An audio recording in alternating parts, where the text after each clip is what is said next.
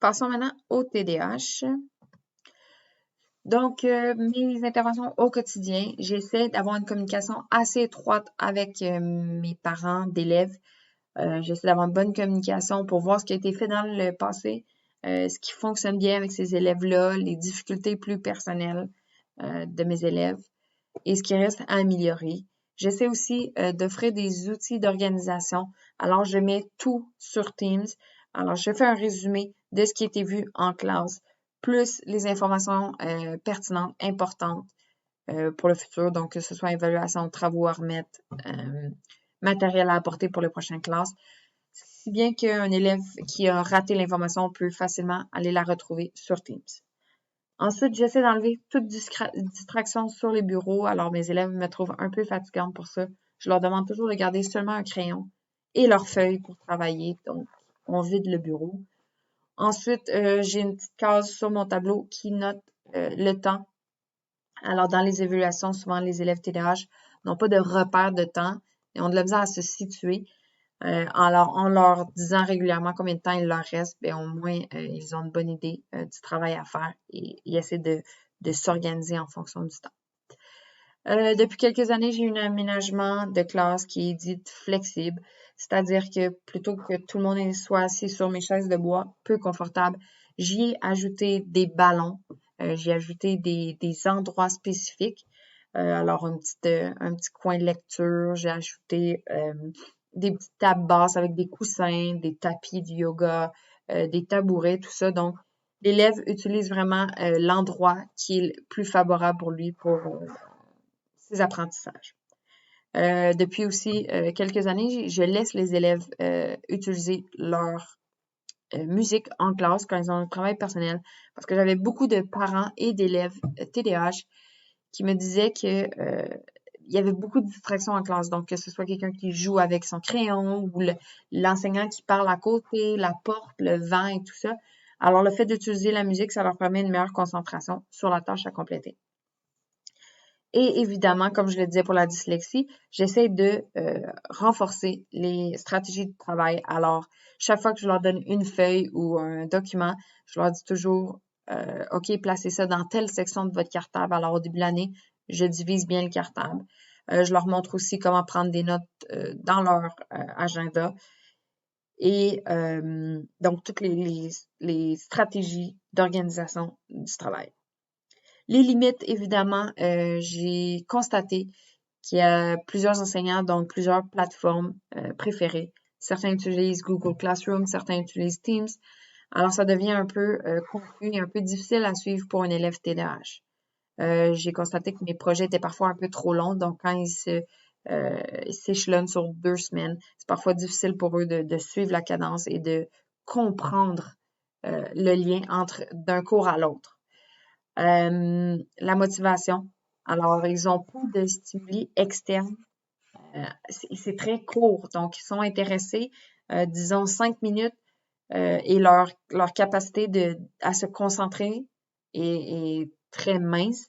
Ce qui fait qu'après 5 minutes, il faudrait qu'il y ait un autre élément qui pourrait les intéresser. Alors, ça devient difficile à se motiver à faire une tâche qui demande plus de temps. Ils ont de la difficulté avec les délais prescrits, donc malgré le fait que ce soit écrit et tout ça, ils ne sont pas nécessairement en mesure de remettre les travaux dans les temps ou ils ne savent pas où remettre le travail et sinon le travail est incomplet. Pour ce qui est des améliorations possibles, peut-être leur permettre d'utiliser leur ordinateur pour écrire les notes de cours. Donc, ça permet d'alléger la tâche et de se concentrer sur ce qui est dit plutôt que sur ce qui est à écrire. Segmenter la tâche davantage. Questionner les élèves, donc c'est vraiment important de travailler les stratégies et les processus métacognitifs en posant des questions. Donc, comment tu es arrivé à la réponse? Comment tu as fait pour trouver telle information? Comment as-tu trouvé telle chose? C'est vraiment important de développer ça parce que souvent, les élèves TDAH ont des lacunes par rapport à leur stratégie métacognitive et ils évitent ce genre de processus-là. Donc, il faut vraiment les questionner régulièrement. Peut-être convenir aussi d'un signe. Donc, parfois, les élèves plus hyperactifs sont dérangeants pour tout le monde. Alors, le fait de juste faire un petit signe Ça permet de ne pas arrêter la classe complètement et l'élève comprend et peut revenir à la tâche. Donner les consignes aussi de manière plus visuelle, donc peut-être d'y aller avec des pictogrammes, d'y aller par étapes. Donc, à chaque étape, je donne une consigne différente. Alors, trop d'étapes sur une feuille, l'élève TDAH se mêle complètement. Mieux organiser la remise des travaux, donc avec les nouveaux outils technologiques, je leur demande parfois de remettre un devoir sur Teams, alors que d'autres fois, je leur demande de remettre en main propre. Et ça peut devenir très difficile pour un élève de suivre les indications. Et utiliser davantage d'outils diagnostiques. Alors, il faut comprendre les limites de nos élèves et comment on fait pour y arriver. Ben, c'est en utilisant des tests, des petits sondages ou vraiment des choses courtes, mais qui vont nous permettre de voir où l'élève se situe et où on doit l'amener. Pour ce qui est du répertoire que j'ai trouvé au fil de mes lectures, donc varier les types de soutien, c'est-à-dire pas seulement utiliser la version papier, le tableau, mais parfois des capsules, parfois des vidéos excentriques, parfois des images. Donc, vraiment varier les types de soutien. Pour ça, il faut évidemment bien connaître le caractère individuel de notre élève. Donc, il faut comprendre. Reid me fait comprendre que chaque élève évolue à un rythme différent. Chaque élève est différent.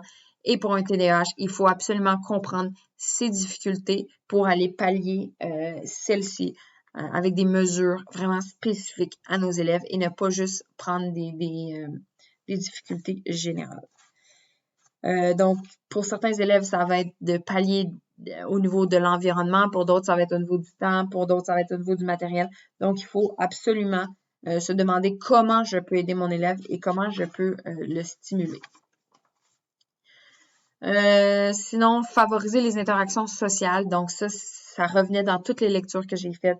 Alors, non seulement pour aider les élèves à apprendre, mais comme moi, en tant qu'enseignant, la manière dont j'enseigne, peut-être que ça convient pas à mon élève TDAH, mais le fait de faire une interaction avec un élève, peut-être qu'il y a un déclic qui va se faire dans sa tête. Et ça permet aussi de les valoriser. Donc, parfois, c'est eux qui détiennent l'information. Et là, on se dit souvent, c'est des élèves qui ont des difficultés, donc ils sont peut-être inférieurs. Les élèves se jugent entre eux. Mais le fait de leur permettre de travailler en équipe, bien, des fois, ces élèves-là ont des bonnes idées, ne savent juste pas comment les mettre par écrit. Donc, en s'entraidant, mais on obtient de bons résultats. Agir sur le comment, nous dit Durand et Chouinard. Donc, c'est important de questionner et d'insister sur le rythme d'apprentissage, sur les modes de communication. Donc, comment je peux faire pour aider mon élève? Donc, il y a plusieurs facettes à tenir, à prendre en considération. Donc, la motivation, le style d'apprentissage, les difficultés de mon élève.